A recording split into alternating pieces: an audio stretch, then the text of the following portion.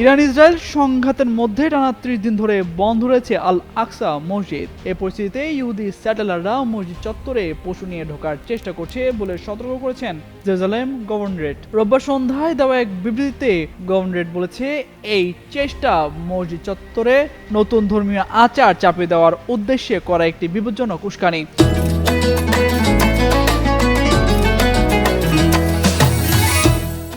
Pass over উৎসবের সময় ভেড়া বা ছাগলের মতো পশু মসজিদ চত্বরে এনে বলি দেওয়ার পরিকল্পনা রয়েছে বলে জানানো হয়েছে। টেম্পল মাউন্ট সংগঠনগুলো চলমান বন্ধের সুযোগকে কাজে লাগাচ্ছে। তারা কৃত্রিম বুদ্ধিমত্তায় তৈরি ছবি ও ভিডিও ব্যবহার করে সমর্থকদের এই কাজে উৎসাহিত করছে।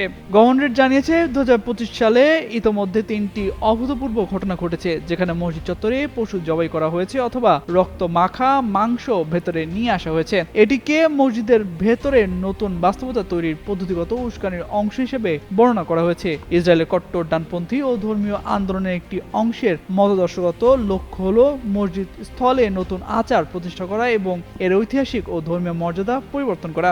2 এপ্রিল থেকে 9 এপ্রিল পর্যন্ত ইহুদি পাস ওভার উৎসবের সময় পরিস্থিতি আরও খারাপ হতে পারে বলে সতর্ক করা হয়েছে ওই বিবৃতিতে।